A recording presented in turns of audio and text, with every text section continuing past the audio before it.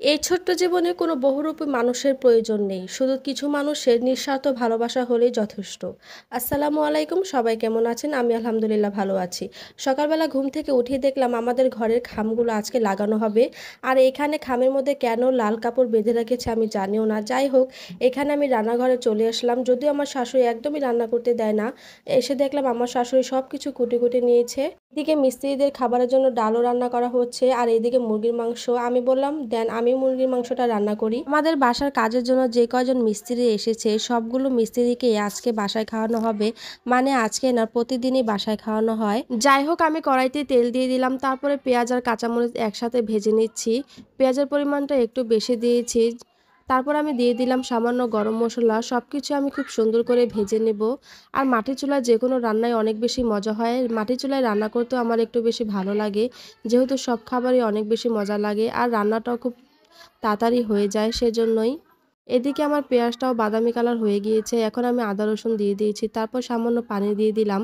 এখন দিয়ে দিলাম সামান্য হলুদ আর মরিচ, মানে পরিমাণ মতন হলুদ আর মরিচ দিয়ে দিলাম। মাটির চুলায় রান্না করতে গেলে আমি একটু এদিক ওদিক করেই ফেলি, মানে নাড়াচাড়া করতে গেলে একটু মশলা এদিক ওদিক ফেলে দেই।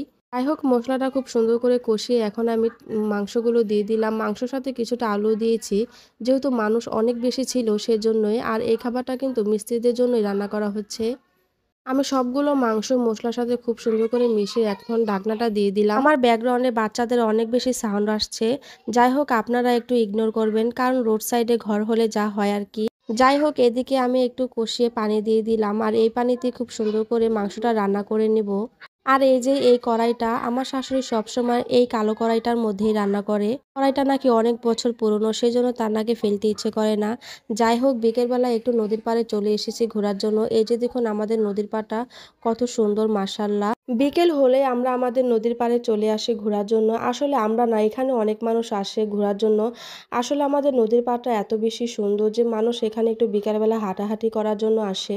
কিছুদিন আগে বন্যার সময় নদীর পানি অনেক বেশি বেড়ে গিয়েছিল, আর সেই সাথে এতগুলো মাটি জমেছে। এই মাটিগুলোর নিচে কিন্তু অনেক বড় বড় পাটা, মানে আমাদের নদী কিন্তু অনেক আগেই বাঁধা হয়ে গিয়েছে। আর এখন এই মাটিগুলা উঠেছে, এই মাটিগুলা নামতে পারেনি। পানি তো নেমে গিয়েছে, কিন্তু মাটিগুলা নামার কোনো নামই নেই। যাই হোক, এক হিসাবে ভালোই হয়েছে।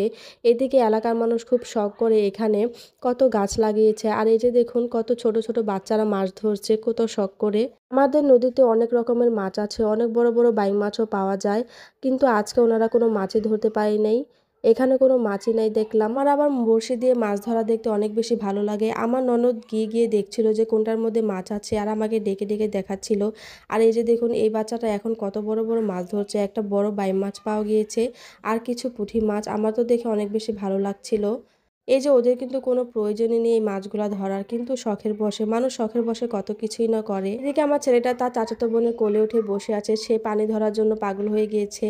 আর এই যে দেখুন মাছগুলো, আমার তো মাছগুলো রেখে যেতে ইচ্ছে করছিল না। আসলে গ্রামের এই ছোটখাটো সৌন্দর্যগুলো কিন্তু মুগ্ধ করে। যাই হোক, আজকের ভিডিওটা এ পর্যন্তই। সবাই ভালো থাকবেন, সুস্থ থাকবেন। আল্লাহ হাফেজ। দেখা হবে নতুন কোনো ব্লগ নিয়ে।